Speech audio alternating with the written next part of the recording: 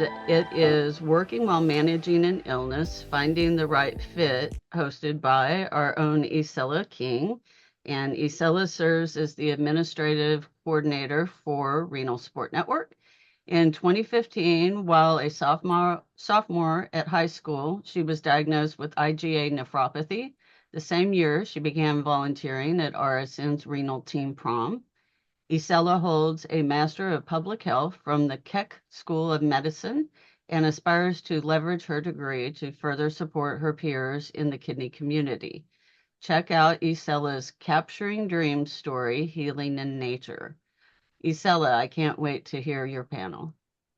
Thank you so much, Cher. Thank you for that great introduction. So, as Cher said, I'm going to be touching on working while managing an illness, and I've got a great panel of peers here with me today.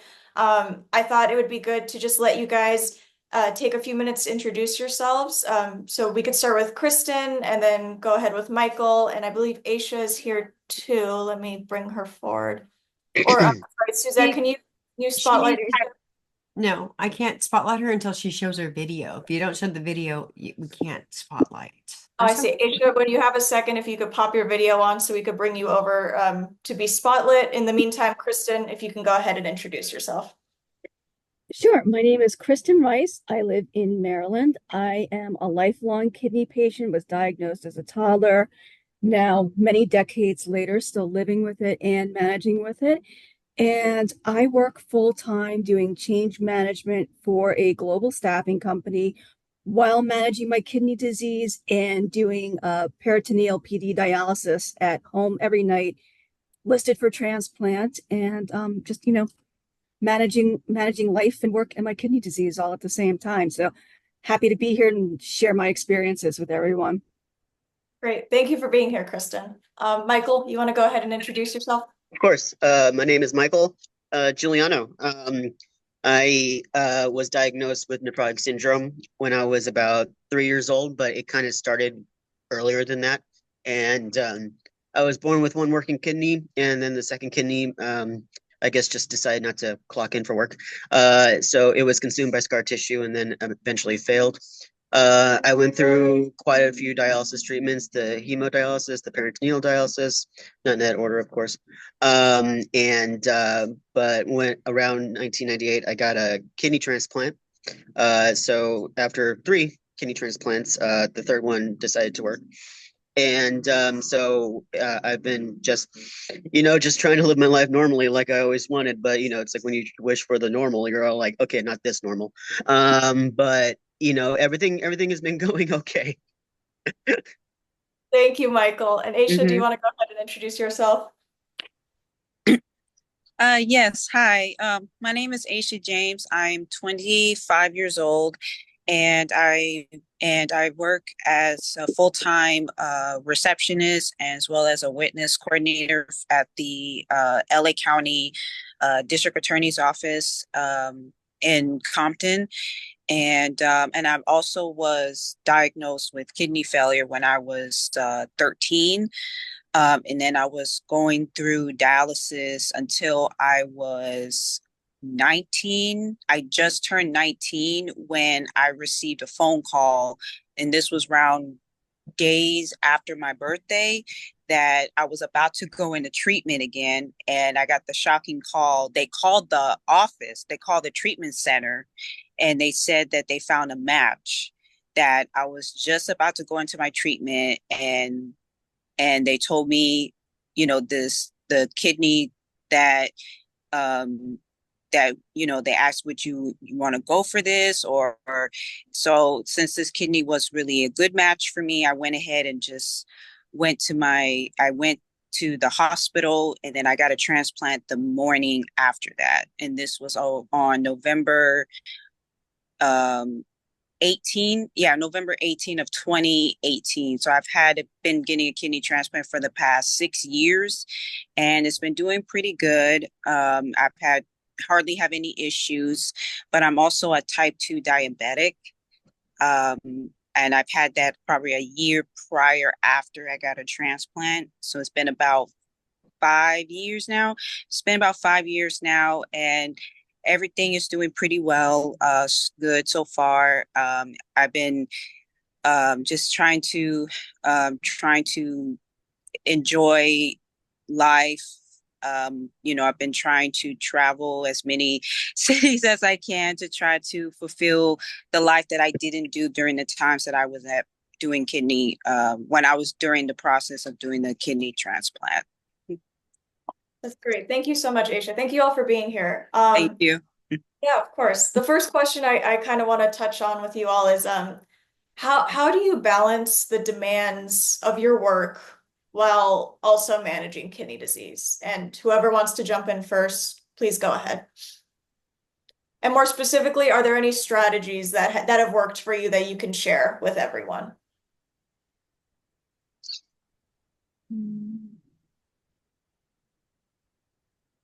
Well, for for me, I would say the strategy at first, it was very challenging because especially when I was trying to make a schedule for my job and for some other, circumstances, situations going on with my health. And I try to do what I can to try to be, try to be more, what's the name? Oh, what's that word called? Not productive, but it's another, I can't think of the name, but anyways, as I was saying, I feel like it's more like it can be a bit challenging. I will say that it is a bit challenging for work, and especially when I was, I forgot to add this part too, when I was doing school, because I was working during the night shift, and the strategy of it, working school, it was very difficult. It was very Oh. tough. I almost felt like I couldn't do it. I felt like I couldn't tried my best to do it. But then I realized that what was really more important is mainly your health. And I learned to put your health first, because you don't know what's going to happen. You don't know what's the outcome to this. So what I did was I learned to take the steps very, very slowly, and to learn the strategy of try to be a little bit more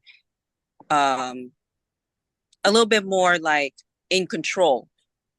That's the word I was looking for. More like in control of your own strategy, and knowing that no one cannot take that away from you, and knowing that you need to learn to be on point of where your work is work, you know what I mean? It's a work, but at the same time, your health is just it's basically your priority. I put my health as your number one priority for any types of circumstances, and I always try to keep on point, to try to keep the strategy more a little bit more in control. Totally. I think you kind of touched on being patient with yourself and your own words, kind of doing what you can, not trying to do too much, taking care of yourself first. I think that's so important. Michael or Kristen, do you want to add anything to that? Yeah, I think I can piggyback off what Asha said about, I think one of the important learnings for me was, especially once I started dialysis, was that I did have to put my health first, and I had to find that balance. So one of the tactics I use is, as a dialysis patient, I have 2 standing appointments every month. Once at clinic to get my labs drawn, another at clinic for follow-up with my nephrologist. And I really try and look at my work calendar, and as best I can, I schedule those appointments on days either where I have flexibility in my calendar and there's meetings and things that I own that I can move around, or if I have to, I miss things and I go back and I watch recordings of sessions. So I really try and prioritize those 2 appointments and anything else that comes second, because if I'm not feeling my best, even as a dialysis patient, I'm not going to be any good to anybody at work. I'm not going to have the mental clarity. I'm not going to have the physical capability to do what I need to do for my job if my health isn't in order and I'm not controlling that as much as I can. Thank you, Kristen. Michael, do you want to add anything? Of course. No, I completely agree that the health has to come first, or else you're not going to be really fully functional, especially at the job or in life.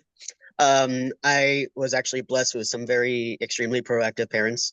My mom just was like question after question about, okay, so what do we do with this? What do we do with that? What do we do with this? And then, eventually it kind of trickled down, to me. She relayed all the information to me of what I need to do. Like the gentleman that was talking before, he was mentioning about the phosphorus intake and what is going to happen, if the phosphorus got, too bad, and then my mom was the one that relayed the message to me. But, because I was like, I don't know, because I was like 6 or 10 years old, like it wasn't really, it's like I was still like in the invincibility mindset, it's like I'm young, I'm good, what's going to happen to me, and but my mom and especially my dad too, they really made sure that my health was in check. But afterwards, once I got the kidney transplant, it was like up to me to fulfill all these appointments that I needed. But at the same time, it's just like my mom was the question asker and I wasn't. So I didn't know how to play that part. So it was one of the things that I had to learn to do, was to ask like the important medical questions. I'll admit, like for first couple clinic visits where she wasn't there, I just kind of went to the office and the doctor goes, "How you doing?" I'm like, "I'm good." It's like, "All right, cool." I'm like, "All right, cool." And then that was it of the visit, so and then my mom would call me afterwards. She goes, "Okay, did you ask about your labs? Did you ask about this? Did you ask about that?" I'm like, "No, you said everything looked good, And then she goes, "Well, what do you mean it looked good?" So just so it was throughout the years that I actually had to learn to ask the questions, because it really wasn't my role during the day. But I lucked out having a wife now that asks all the questions now too. So it's just like, okay, now, but I'm still like, I'm more conscious in the moment now, like with all the doctor visits and the clinic visits and knowing what questions to ask. But as far as like the health, keeping the health in check, especially during during dialysis, it was really hard, because it seemed like that no matter how much you got it in check, you still felt sick, and it was just like you still felt weak. You still felt the aftermath of dialysis. You still felt, the kidney disease. And so it did kind of affect me as a child, that, no matter what happened in my life, and no matter how many hospital visits, no matter how many dialysis visits, how many clinic visits, it's like I still didn't feel right. I still didn't feel normal. But at the same time, to include in that, not as long as like the physical health, but also mental health also has to be addressed too, because I was starting to go into a little bit of a depression, because I didn't really make that transition from being a hospital child to being, well, and then realizing that I'm still a child. I can still go out, I can still have fun, I can still, play with friends, but at the same time, I'm like, but I can't, but I'm too weak, So it was a real struggle at like during that time to really kind of convince myself to be a normal child, when it was all when all the time was kind of like filled up with all the clinic visits, with all the hospital visits. And it actually wasn't until, unfortunately, it actually really wasn't until like I was about 23 that I realized that I needed my mental health in check, because once I got the kidney transplant, I'm like, all right, cool, I'm good, and but I really wasn't, because it wasn't really getting addressed, because I really didn't have the growing up experiences of how to handle these situations, and how to handle those situations. And it was at that point that I realized that I had to at least get my mental health in check too, because it was very draining, all those hospital visits, all the blood tests, all the, it was very draining on the psyche, because it's just like I didn't feel like a child. I felt just like a hospital goer, whatever part that plays, so it's like I really recommend, especially like getting the physical health in check, also the mental health in check too, to make sure that your mind is right going through this very difficult process of feeling sick and feeling weak, and like the last gentleman that said that his hemoglobin was at an 8, and then he passed out, and then it's just like, I experienced that all the time too. But it's just like I kind of kept myself in that, oh, I can't do it, and something had to change, but unfortunately it was it was later on in life. But yeah, Yes. sorry, I tend to ramble, and I do. Well, that's okay, Michael. I always love what you have to say. Thank you. There's never too much, but I mean, you bring Yeah. up such an important point, and I don't think it's ever too late to start addressing your mental health. And not only that, but you're always going to be working on it. And so, thank you for bringing that up because I think that's so important for people to recognize that it's really never too late. So, thank you for saying that. Um, the next thing I kind of want to talk about, and how many of you have experienced remote work? I think Kristen, for sure. Michael, Aisha, have you done any remote work? Mm. No. No, okay, so this one will be for Kristen.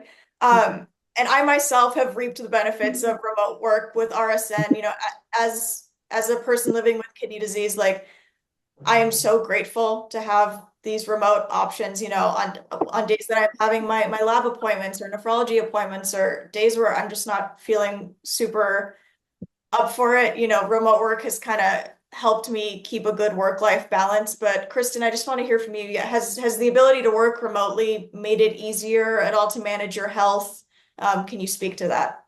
It definitely has. And I would say, as part of that too, so I really started working remotely like many other people about what, 3, 4 years ago when the pandemic first hit. That was my first experience of truly having the flexibility of more than a day here or there to truly work from home. And during that time, one of the things I did was I got a medical accommodation. And in the 3 years since the pandemic, I've extended that accommodation so that as my company's work from home policy has changed and gone from fully remote to, you know, 2 days in the office and 3 days in the office, now 4 days in the office, I still have the ability and am legally protected because I have the formal accommodation, the support of my doctor, the support of my leadership team, that I can formally work from home and I go into the office when I choose to go into the office. So legally, my employer is not required to have me come into the office, regardless of the in-office policy. My medical accommodation says I have the ability to work from home 5 days a week. Now, granted, I'm an extrovert. I need a little bit of my people time. So I choose to go into the office sometimes 2 days a week, depending on what's happening and whether there's meetings that I feel like I need to be in person for. But in terms of the ability to work from home and manage my medical care, it's really helped me in that on the days where I'm doing dialysis and maybe I'm not draining as well, or I'm just feeling kind of gross and I don't have a lot of energy. I have about an hour, 15-minute, hour and a half commute when I do go into the office. So that's like 3 hours total during the day.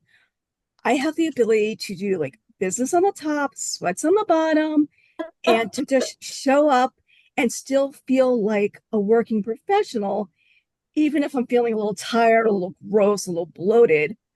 And it just helps me manage, some of the not so fun things about dialysis while still feeling like I can do my job. Like if I have to do a urine collection for any reason, I can do it from home and nobody needs to know, and I don't need to announce it to the world or anything. So for me, it's been really helpful to have that flexibility, to work from home and telecommute and do whatever I need to do to continue to be successful at my job while still managing my health and while managing some of the not so fun side effects of my kidney condition. Thank you, Kristen. So you did just kind of touch on some accommodations that have been helpful to you at your workplace.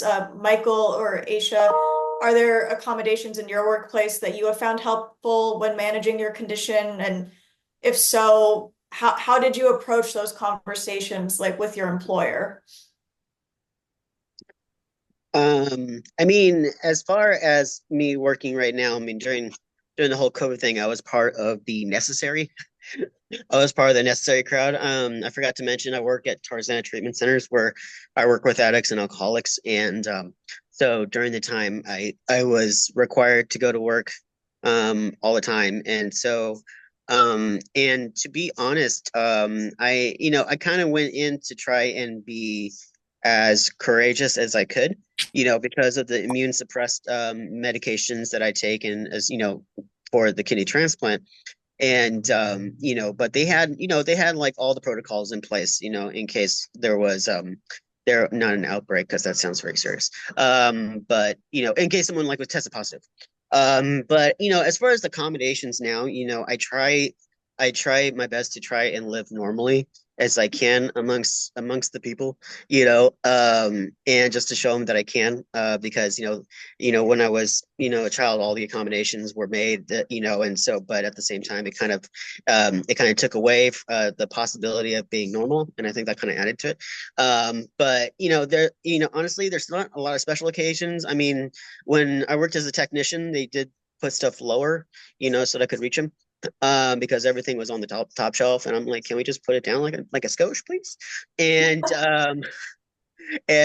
but there was like a lot, but especially going through the kidney disease, has like a really big effect on the bones, and so my hips were like the main problem, and I had some severe arthritis, and so I'm actually home right now. I had a hip replacement about 4 weeks ago, and so finally tackling that down, and so that was actually the most difficult part about the job, was being on my feet all day, and especially like the wear and tear on the hips. And, I was just like, the hobbling thing, of the hip pain. And so they did make accommodations for me there too. So they realized that I had that, and so they allowed me, to sit sometimes, but I at least had to have the patients in view. So I'm just like, all right, cool, that's fine. But as far as like special accommodations, there really isn't at anymore, I guess I could say. So but yeah, they know my story, and and especially like the hip pain, and so they try and find me an office to sit at, because I'm a case manager now, so I have to see the patients. And so they found an office for me, and so like a temporary office, so I could just go there instead of like walking everywhere, because that was very painful on the hips. And I can imagine. yeah. Well, and I hope did your surgery go well? Are Yeah. you Oh yeah, no, totally, doing great. Great. It's interesting, walking with a walker, so it's just kind of like, Well, thank you for sharing, Michael. Aisha, were there any accommodations that you wanted to highlight or speak about? Yes, I honestly agree what, Mike was saying. Like, one, I work as a witness coordinator as well as a receptionist. And, what I did was that we had a new supervisor that just came in to our office. And whenever there's a situation comes up, like if I had an appointment coming up soon, or if we need to try to, or if I were to plan something ahead, if something, especially for surgeries, I let not only my supervisor know, but I also have to let my boss know, because we don't know who's gonna take over the front desk while I'm gonna be gone, or if I'm gonna be out for for emergencies. And so they obviously know my situation, because they also have seen me go through the worst I've been at work, because I really hate that happen to me, but of course it happens. One time I just came back from picking up the calendars, and I started to sweat a lot. And I was like, and this was during the summertime. And during the summertime, yeah, it was extremely hot, but I was inside the cooling. I was inside the building where it's nice and cool. So I ended up starting to sweat a lot. And I realized my blood sugar was dropping very, very low. And they saw what was happening. And it was so hot. I was sweating, and I was trying to get the calendars, but they said, no, Aisha, let me take care of it. You need to take care of it.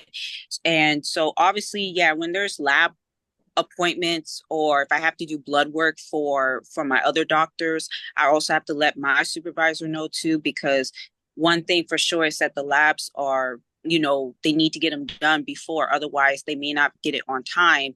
And I don't know if they want me to come in and do another one, but either way, I always let my employers know ahead of time, and to let them know for sure that yes, I have a nephrology appointment, or if I have to, nephrology appointment, or if I have to go see an endocrinologist.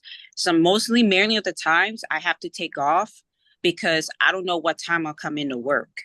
So mainly, they obviously know my situation, and they obviously knows that, my health is very important.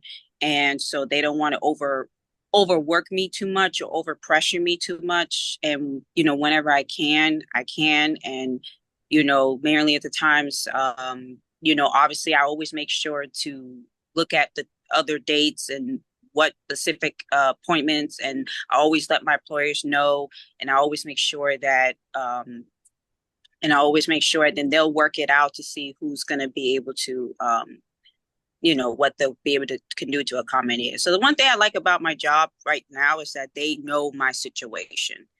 They know my situation. They know my situation. They don't just look at it as, how some jobs, they'll just look at it and they just shrug it off like a whatever typical look.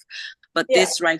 this job, my job, they know, my supervisor knows, and say, okay, okay, we'll just get that, we'll just try to get that worked out, and everything worked out. And yeah, that's one thing I like about my job. They always make sure that, your health is important, get that done, get that done, make sure you go. And yeah, that's one thing I really do, is that they always make sure.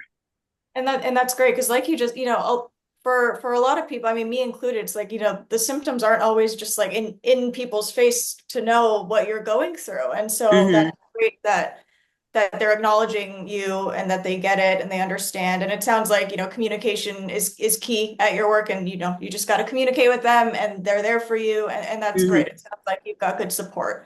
Yeah, thank you. So we're kind of at the tail end of our panel now. I just really quick, rapid fire for each of you. The last question I did want to hit on was, do you have any like resources or practices that have been helpful in managing kind of the emotional toll of balancing work and your illness? Therapy, mindfulness, peer support. And we'll just go quickly.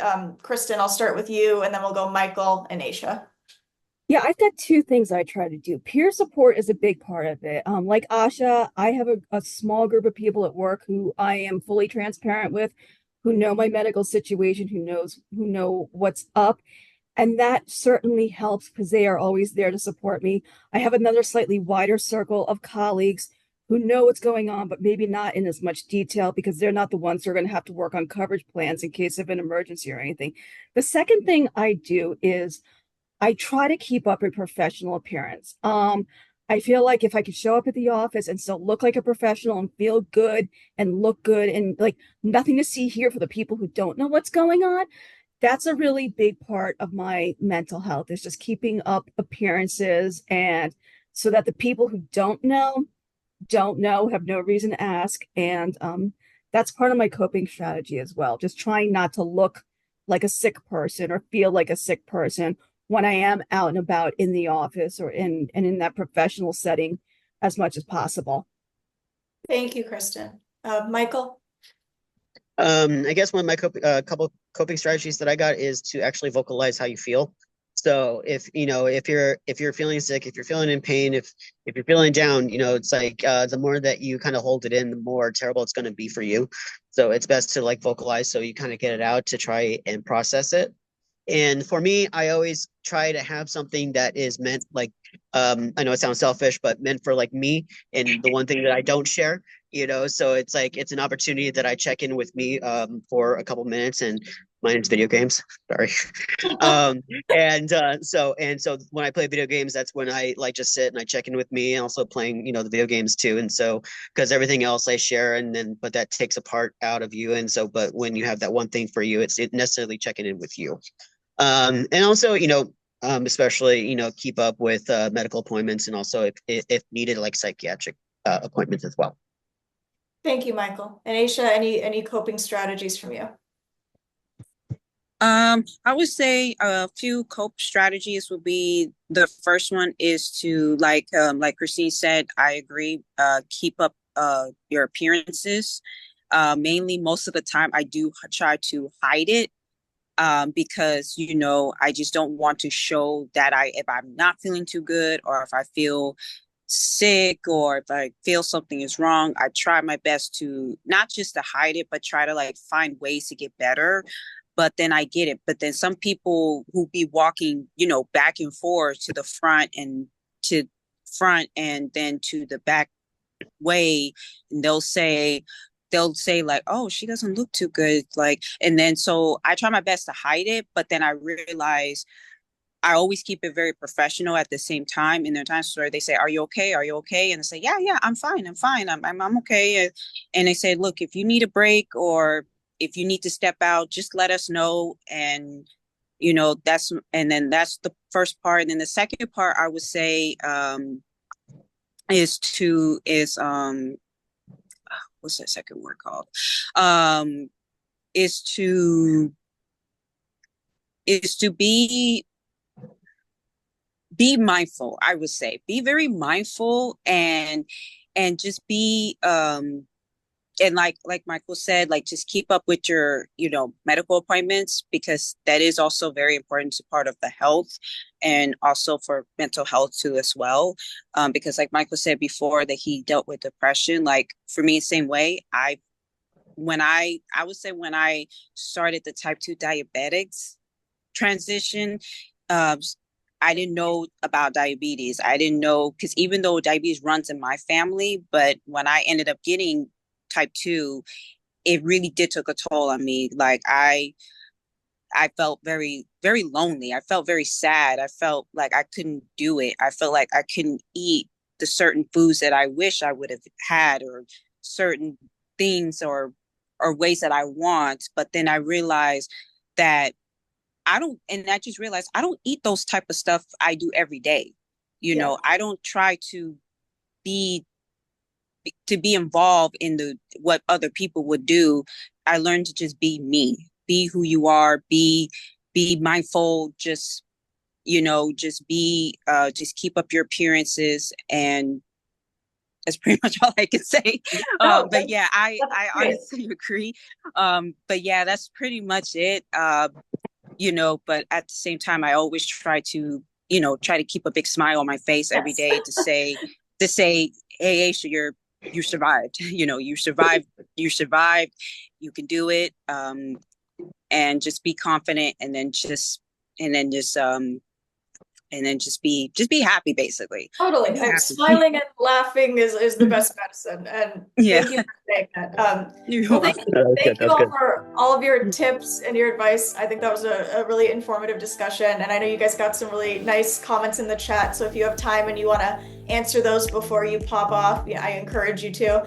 But thank you all for joining me for Hope Week and being a part of my panel. I really appreciate it. And I hope you enjoy the rest of your Sunday.